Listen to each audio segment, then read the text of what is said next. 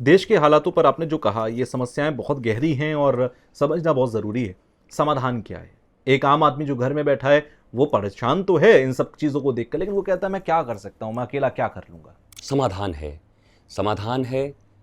School सरकारी है, अस्पताल सरकारी है, ट्रेनिंग सेंटर सरकारी हैं। आपके बच्चे तो सरकारी नहीं है ना। जी, बच्चा तो आपका निजी है। जी, जिगर का टुकड़ा बोलते हैं ना, हृदय का, मेरे बिल्कुल, दिल का टुकड़ा है। बिल्कुल। आपने जन्म क्यों दिया है अगर उसकी रक्षा नहीं कर सकते तो? मैं पूछता हूँ, बांग्लादेश में मेरे लाखों गुरु भाई रहते हैं और मैंने जिस प्रकार के वीडियोज़ जब मेरे पास आए, शायद सरकार के पास भी ना आए हों, क्योंकि मेरे सीधे गुरु भाई रहते हैं, उन्होंने मुझे भेजे। और जब मैंने देखा तो अब इतना विभत्स स्थिति किसी भी मतलब राक्षसों के समय में भी होगा कि नहीं मुझे पता नहीं, क्योंकि ऐसी घटनाएं तो मैंने नहीं सुनी है, बिल्कुल। अपने धर्म ग्रंथों में भी नहीं सुना है कैसा हुआ है। पर वो विभत्स घटनाएं हुई। आपके पास समाधान है। समाधान क्या है? हमें क्या पढ़ाया जा रहा है? कॉन्वेंट में पढ़ाया जा रहा है। हमारी संस्कृति मैकोले की शिक्षा पद्धति से पढ़ाई जा रही है, जहाँ संस्कार नाम की कोई चीज़ नहीं है। हमें जानबूझ करके इतना वर्स्ट चीज़ें बताया जा रहा है कि न हम अपनी रक्षा के लायक रहें, न हम आनंदित होने के लायक रहें। हम मिट ही जाएं, ये मिटने की शिक्षा है। किसी भी देश में अपने ही देश को और राष्ट्र के लोगों को मिटाने की शिक्षा दी जा रही है और हम अवेयर नहीं हो रहे हैं। मैं तो वर्तमान सरकार से बड़ा आशान्वित हूँ कि जल्दी कर लीजिए, क्योंकि समय तो आपके पास भी नहीं है। समय नहीं है क्योंकि आपने भी स्वीकार कर लिया है। तो कम से कम कॉमन सिविल कोड भारत के 140 करोड़ लोगों के लिए 140 करोड़ कहते जरूर हैं, आप जिस दिन गिनोगे 160 करोड़ निकल आएंगे। और 50 कितने कितने तो इलीगल हैं जिनकी कोई हाँ, काउंटिंग नहीं आप है। निकल आएंगे। बिल्कुल। तो आप एक समान कानून संहिता बनाओ और इसका जो विरोध करता है वो पहचान में आ जाएगा कि यही आदमी है जो भारत को तोड़ना चाहता है। क्यों भाई? सबको समान चीज़ दिया जा रहा है, तुमको क्यों बुरा लग रहा है? हम एक देश के वासी हैं, एक तरह की शिक्षा मिले, एक छत के नीचे पढ़ें। तुम्हारी शिक्षा अलग क्यों, हमारी शिक्षा अलग क्यों? राष्ट्रवादी शिक्षा हो बचपन से। अगर ये 10वीं क्लास तक राष्ट्रवादी शिक्षा, चाहे आप किसी भी मजहब के हों, पंथ के हों, यहीं पर पढ़ना है, कोई अलग से पढ़ाई नहीं होगी। बिल्कुल। तो वो छोटा बच्चा जब एक साथ बैठ करके राष्ट्र की शिक्षा पढ़ेगा, एकता की शिक्षा पढ़ेगा, तब इतनी समस्याएं नहीं होंगी। पर जब हम उसको अपना कौम ये अधिकार मान, ये मेरा निजी अधिकार है, मैं कुछ भी पढ़ाऊंगा, ऐसा थोड़ी होता है जी। आप क्या निजी अधिकार है तो क्या पढ़ा दोगे कि जाके उसको मार दो, उसको काट दो, उसको खा जाओ? औरंगजेब महान थोड़ी ना पढ़ाएंगे। आप औरंगजेब महान पढ़ाओगे, बाबर महान पढ़ाओगे?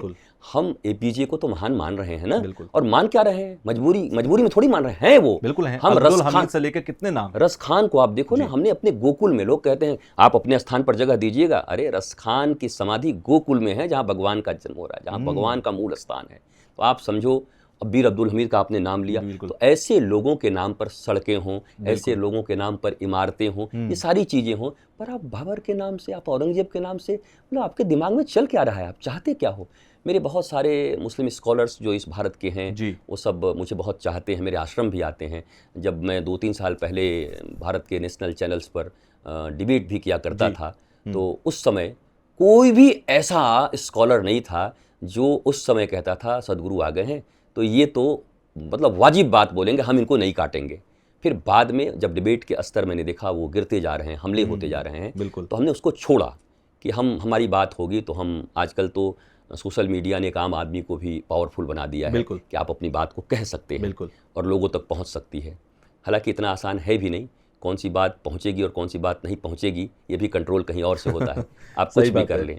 तो लेकिन मुझे ऐसा लगता है कि अगर एकमात्र समाधान जो मैं माता पिता अगर अपने बच्चों को घर में ही सनातन संस्कार देना शुरू कर दें, वो मान लें कि मैं ही, पिताजी प्रिंसिपल हैं और मैं यहाँ पर आचार्य हूँ, माता पिता, और दोनों अपने बच्चों को अगर प्रारंभ से, भाई बाहर जो पढ़ना है स्कूल में पढ़ो, पर ये है सनातन संस्कार, प्रातःकाल उठ के रघुनाथा, मातु पिता गुरु ना वही माथा, ये संस्कार तो हम दे सकते हैं ना। तो ये भगवान राम कितने ओज, कितना तेज था, भगवान श्री कृष्ण ने 6 दिन में उसको मार दिया, जब वो आई डिस्टर्ब करने के लिए तो 1.25 महीने में उसको मार दिया।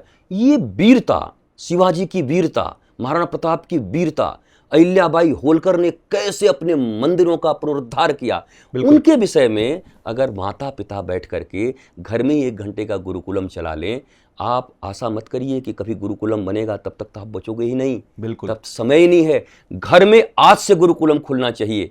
माता पिता, आजकल गूगल के ज़माने में आप वो भी पढ़ करके बन सकते हो, नहीं तो हमने एक आचार्यों की बहुत बड़ी श्रृंखला तैयार की है। अच्छा। हम आपको आचार्य भी देंगे जो आपको टीच कर देंगे, पहले माता पिता को, कि इन इन चीज़ों को, और वो अपने बच्चों को पढ़ाएं। एकमात्र रास्ता कौशिक जी यही है, मैं आपको बता रहा हूँ। बाकी कुछ भी कर लो आप, अगर संस्कार नहीं बचे और उस बच्चे के हृदय में अपने सनातन संस्कृति के प्रति प्रेम, ओज, तेज और वीरता न रही तो कोई रक्षा नहीं कर सकता। हमें नष्ट होना ही पड़ेगा। हम आंखों से सपना देख रहे हैं, अखंड भारत खंड खंड हो गया, बिल्कुल। और बचे हुए भारत में भी कई राज्य खंडित होने के कगार पर खड़े हैं, फिर भी हम चुप बैठे हैं।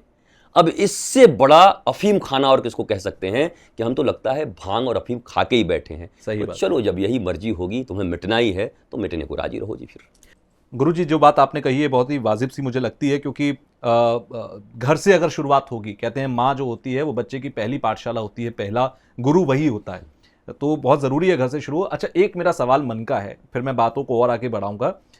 ये जो आप हमेशा अपने हाथ में रखते हैं, मैंने जितना पढ़ा कि आप इसे धर्मदंड कहते हैं जी। आप जब भी बोलते हैं इसे अपने माथे पर रखते हैं, इसकी कोई खास वजह है क्या?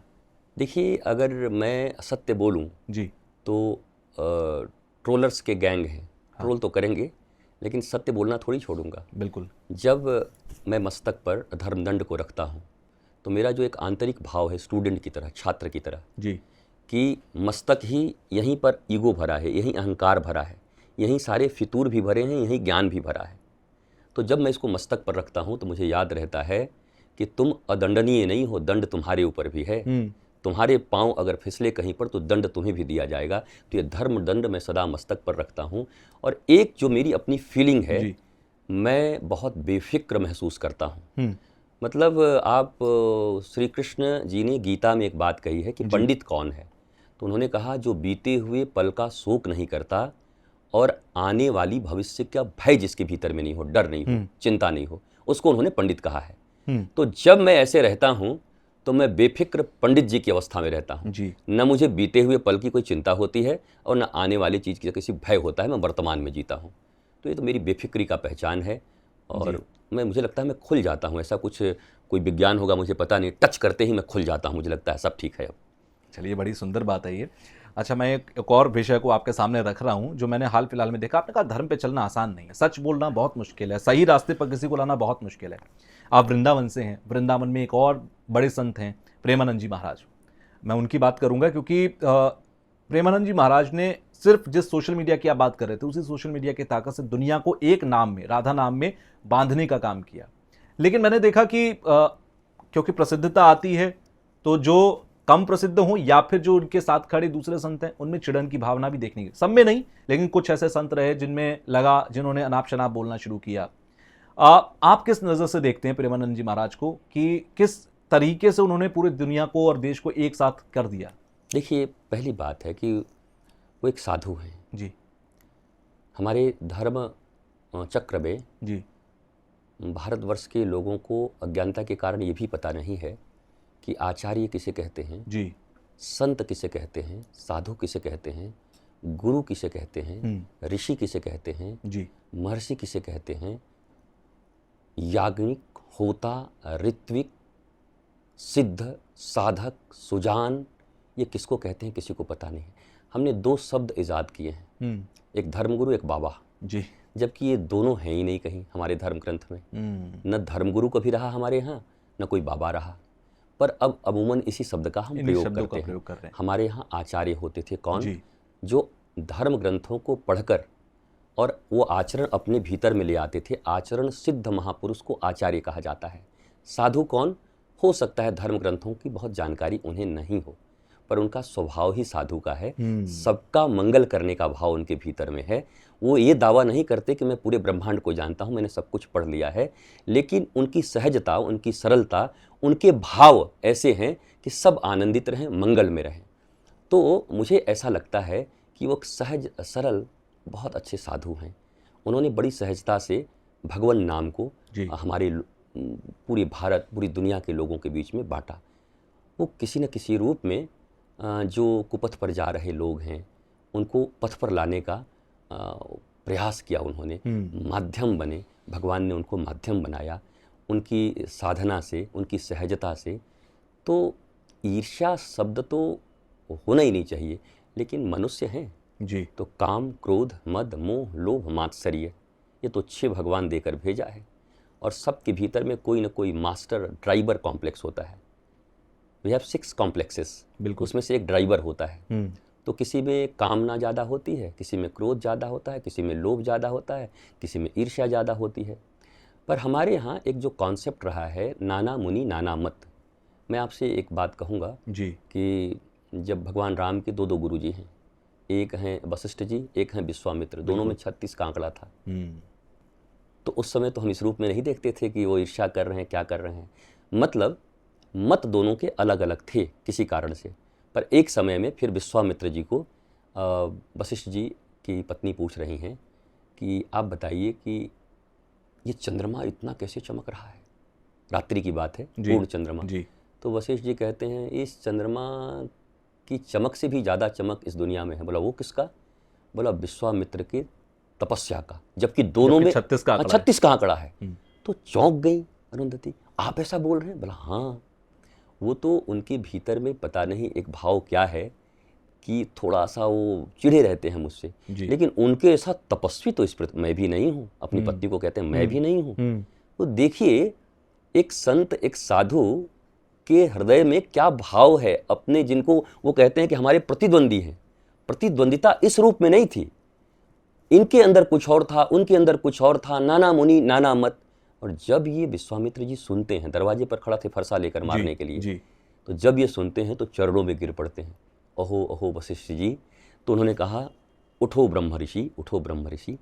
ब्रह्म ऋषि बनने का एक ही उपाय था कि जिस दिन तुम्हें वशिष्ठ जी ब्रह्म ऋषि कह देंगे तुम्हारे परम शत्रु, तो तुम ब्रह्म ऋषि बन जाओगे। आज उन्होंने उनके इस केवल विनम्रता के कारण, तो वशिष्ठ जी से पूछा गया, बोला ये थोड़ी विनम्रता इनमें गड़बड़ हो जाती थी जी। ये तपस्वी तो हैं, तेजस्वी तो हैं, इसी के कारण ब्रह्म ऋषि नहीं हो पा रहे थे। बाकी ये मुझसे बहुत आगे हैं तपस्या में। तो ये सहजता थी संतों के भी स्वीकार करने की। अब साधु यहाँ कोई है, संत कोई है, कोई आचार्य है, पर आज का कंडीशन कैसा है आप देखो। किसी को गलत मत बोलो। मुझे ऐसा लगता है कि कोई शास्त्र का बहुत विद्वान है, समस्त शास्त्र उसने पढ़े हैं जी, तो वो शास्त्र की दृष्टि से सब कुछ देखता है कि ये तो यहाँ पर गड़बड़ है, ये यहाँ ठीक नहीं है, वो उस दृष्टि से देखते हैं।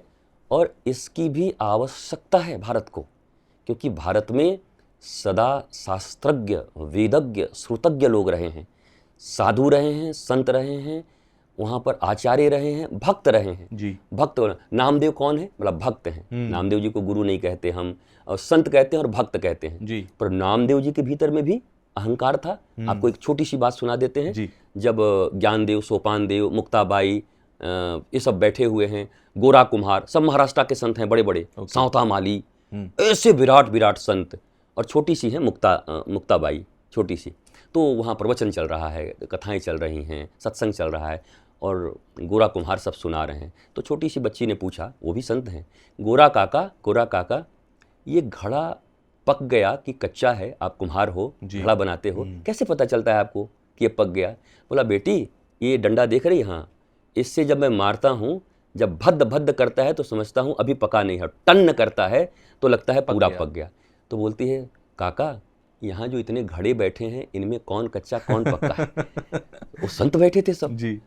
तो कहा ये तो खुद टेस्ट कर ले। हाँ। तो वो बच्ची उठाती हैं और उठाकर, हालांकि वो देवी है, उठाकर सबके माथे पे टन टन मारती, और सब ऐसे बैठे हैं मुस्कुरा रहे हैं सारे संत। नामदेव जी को जैसे ही मारा, नामदेव तू पागल हो गई है, नामदेव जैसे संत को तू डंडा मारती है, तुझे पता नहीं विट्ठलनाथ मुझसे डायरेक्ट बात करते हैं, मंदिर की मूर्ति निकल के मुझसे बात करती है, 2.5 साल में मैंने उनको दूध पिलाया था, तू ये सब भूल गई? तो मुक्ताबाई कहती हैं गोरा काका यहाँ तो एक ही घड़ा कच्चा है, बाकी सब पक गए। तो नामदेव जी को बड़ा दुख होता है जी। वो आते हैं विट्ठलनाथ के पास, जरा वो समय याद करिए, विट्ठलनाथ से सीधी वार्ता हो रही है। बोला आज भरी सभा में मेरी बेइज्जती हो गई और आप चुपचाप देखते रहे, लोगों ने मुझे, बोला क्या हुआ? बोला लोगों ने मुझे कच्चा कह दिया, छोटी सी बच्ची ने। तो विट्ठलनाथ चुप रहे। बोला आप तो बोलो। बोला बात तो सही ही कहा है, भगवान ने भी कहा बात, तुम भी, मैं कच्चा हूं। अगर तुम्हारा दर्शन करने के बाद 2.5 वर्ष के बाद भी अगर मैं कच्चा हूं तो पक्का कब होऊंगा ये मुझे बता दो। तो भगवान ने कहा तुम्हें मैं मिल जरूर गया हूं, पर वो प्रेम, वो मर्यादाएं, गुरु विहीन होने के कारण तुम्हारे भीतर आई नहीं है। हमने आज तक ये सुना है कि गुरु भगवान से मिलाते हैं, जी। पर देखिए सनातन धर्म यहाँ भगवान भगवान गुरु से मिला रहा है। जाओ नामदेव, प्रथम दृष्टि जिस पर पड़ेगी कल प्रातः वही तुम्हारा गुरु होगा। और फिर आप जानते हैं शिव पिंडी के ऊपर एक पांव रख करके बैठे हुए थे, विशोबा खेचर उनका नाम था। पहले तो बड़े गुस्सा हुए कि बताओ इस शिव पिंडी पे पांव रखा है, इसको मैं गुरु बनाऊं? ठाकुर जी भी अद्भुत हैं, पर गुरु तो बनाना पड़ा। और फिर उन्होंने पैर हिलाया, दिखाया चारों तरफ शिव पिंडी है। तो नामदेव जी के इस पूरी घटनाक्रम में एक चीज़ हमने देखा कि अभिमान जहाँ है वहाँ सारा ज्ञान पीछे चला जाता है, वहाँ भगवान भी पीछे चले जाते हैं। या तो अभिमान आगे रहेगा जी, या भगवान आगे रहेंगे जी। अर्जुन को भगवान ने कहा कि या तो तेरा अभिमान आगे रहेगा कि तू बड़ा महात्मा है और लोगों को दान दक्षिणा देने में बड़ा विश्वास रखता है, या तो मैं आगे रहूँगा। बोल कौन आगे रहेगा? बोला प्रभु अभिमान तो नहीं रखेंगे, आप ही आगे सारथी बन जाओ। बोला अब तू जीत जाएगा, अब तू धर्म की स्थापना कर देगा। हमें भी ये बार बार चेक करते रहना चाहिए कि ये प्रसिद्धि, ये लोकप्रियता, ये मिलियंस और बिलियंस फॉलोअर्स के जो खेल हैं आज के डिजिटल युग में, कहीं हमें भगवान को पीछे करके अभिमान को तो आगे नहीं ला रहे हैं। तो ऐसा कहीं हुआ होगा, लोग करते होंगे, पर मुझे लगता है वो बहुत अच्छे साधु हैं, सरल हैं, सहज हैं, वो इतना तिकड़म नहीं समझते। और बाकी जो शास्त्र की विधा रखते हैं वो शास्त्र पर अडिग हैं। हाँ जी, शास्त्र में ये पढ़ना जरूरी है, बिल्कुल, ये पढ़ना पड़ेगा, बिल्कुल। तो इसको हम ऐसा देख सकते हैं, डाइवर्सिटीज़, अलग अलग विभाग के। अच्छा, कोई हम यूनिवर्सिटी में पढ़ रहे हैं, साइंस के स्टूडेंट हैं, और केमिस्ट्री में कोई आया लेक्चर दिया हमें, और हम जाकर के बाहर कोई कहे इनको फिजिक्स का कुछ नहीं आता। अरे तो केमिस्ट्री के प्रोफेसर हैं, फिजिक्स की बात क्यों कर रहे हैं उनसे? और फिजिक्स का न्यूमेरिकल्स कोई बना रहा है तो उनको बोला बताओ इन बॉटनी कुछ नहीं जानते, या कुछ नहीं समझते हैं। वो सवाल ही गलत है ना। तो शास्त्रज्ञ शास्त्र की भाषा समझते हैं, साधु सरलता और सहजता की भाषा समझते हैं, नामी नाम का प्रचार करते हैं, ज्ञानी ज्ञान का प्रचार करते हैं। द्वैत में दासोहम की भावना होती है भगवान और भक्त की, अद्वैत में घोषणा कर देते हैं शिवोहम अहम ब्रह्मास्मि, मैं ही ब्रह्म हूँ। तो सनातन में तो इतनी डाइवर्सिटीज़ हैं, आप एक कैसे करोगे? तो मुझे लगता है जो लोग नहीं समझते हैं वही संतों के बीच में युद्ध समझते हैं, और जो नहीं समझते लेकिन संत का सिर्फ तमगा लेकर बैठ गए हैं, दाढ़ी बढ़ गई, कपड़ा ले लिया, पॉपुलर हो गए, कुछ भी बोलने लगे, ढोल तंबूरा। 3 मंथ्स के हमारे यहाँ पर कोर्स होते हैं जी। अब आप तो बहुत ऐसे ही फेमस हैं, पर कभी आपकी इच्छा हो कि अब ये नहीं करना है तो आप 3 महीने के लिए आ जाइए, कथाओं का आप कोर्स कर सकते हैं, और कोर्स कर लेंगे आप, और एक बढ़िया म्यूजिकल टीम रख लीजिए, और फिर तो। अगर आपको ये क्लिप पसंद आई है तो आप इसका पूरा पॉडकास्ट जरूर देखिएगा। उसका लिंक आपको डिस्क्रिप्शन बॉक्स में मिल जाएगा, और वहां जाकर आप उस लिंक पर क्लिक करके फुल पॉडकास्ट को देखिए, एंजॉय कीजिए। कमेंट बॉक्स में मुझे जरूर बताइएगा कि आपको जो कुछ पॉडकास्ट में बताया गया वो कितना सटीक, कितना बेहतर, कितना नॉलेजेबल लगा, आपकी लाइफ में कितना वैल्यू एडिशन इसका हुआ। तो पूरा पॉडकास्ट देखकर फीडबैक देना बिल्कुल मत भूलिएगा।